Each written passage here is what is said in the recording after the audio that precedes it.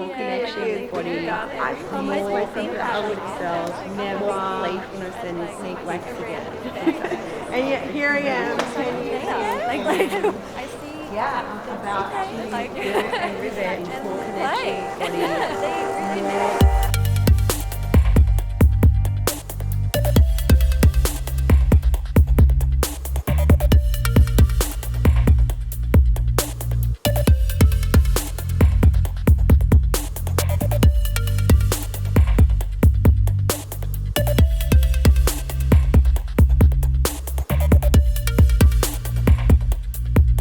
So I just got a message from Anah Hoopalicious, the mother of modern day hooping, because I actually reached out to her and I asked her how it all started, how this whole hooping thing happened, and she got back to me. So the very first time I hooped was at a music, it was like a jam band music festival with String Cheese Incident there, and they had their hoops there.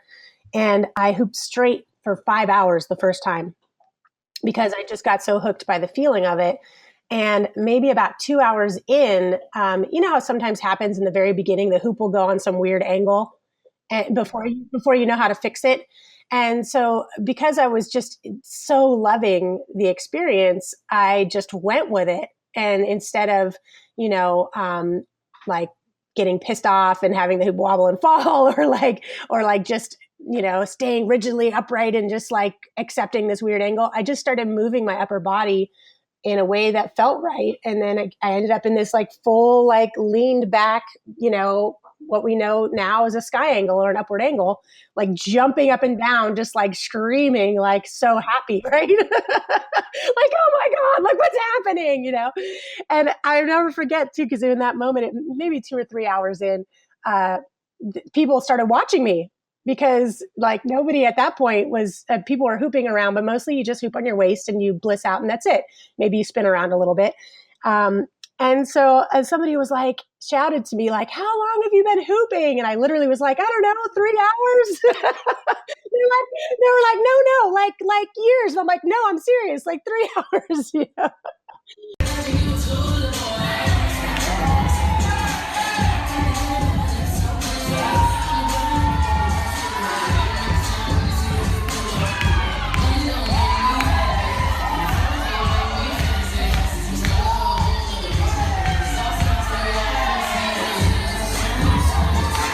To answer your part of your question where you said if nobody was influencing you, you'd just be like spinning around in a field somewhere. Yes, that's what I did for like 2 years. I literally hooped on my waist and at an angle for like 2 years.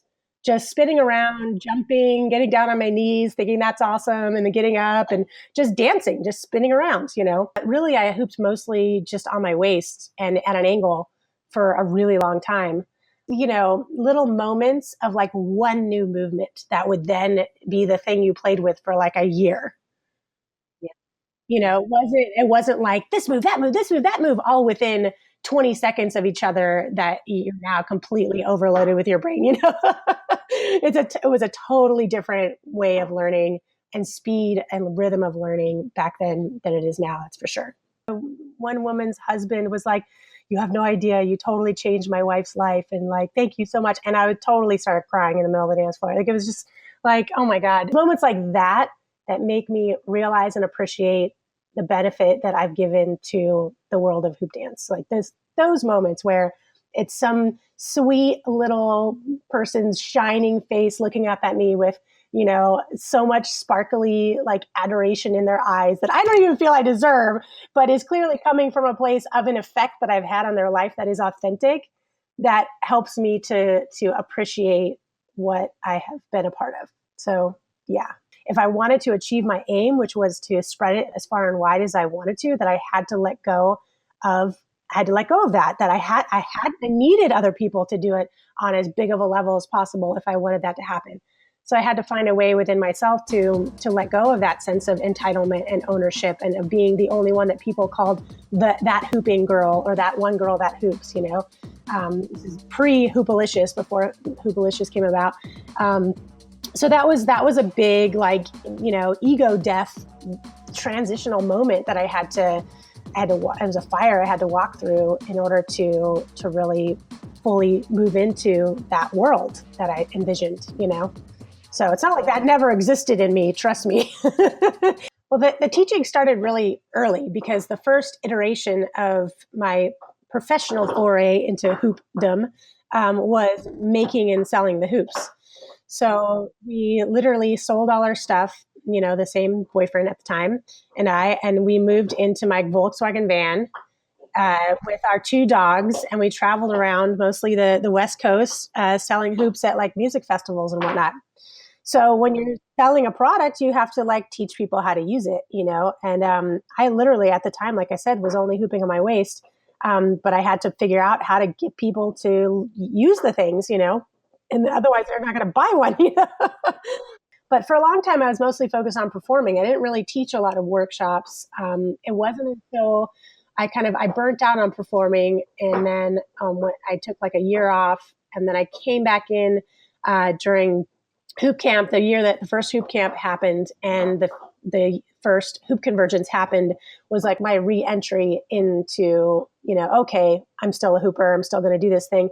And that's when I switched my focus to teaching, because I realized that it fed my soul so much more to be able to put into words what came naturally to me in a way that caused people to have breakthroughs, and to see that light bulb go off and to see them walk away with, not just new moves, but new insight into life, which is how I've always looked at the hoop. That just fed my soul so much more than any other performance that I ever did.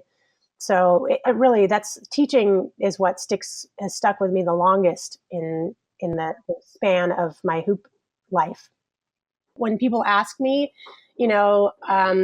who I am or whatever, I tend to deflect and say, oh, some people say I am the mother of modern art of hoop dance, but I don't know. So I don't know if it's because it's too overwhelming to think about, or because I don't want to take credit of something that is unprovable. I don't know what my deal is with that, but I tend to not really be.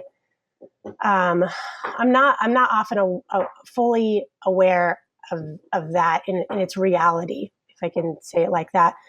There's been a couple of moments. Like there was a moment I think it was at hoop camp, and I was walking down the big hill, and I could see like everybody. There's like 300 hoopers in the opening jam, like hooping their asses off, and just everyone's smiling and laughing, and the sun is shining, and it hit me like, holy shit, I helped create this, and how amazing is that? And it was a beautiful moment. It's like my skeleton key to, anything that I could possibly imagine, because it took me all across the world, like I traveled the world performing. I met all sorts of people. It's been a magical portal to so much that I would not have experienced otherwise. That's for sure. It's quite mind-blowing. I would love to spend some more time with Anah and just really hear about what it was like in the beginning.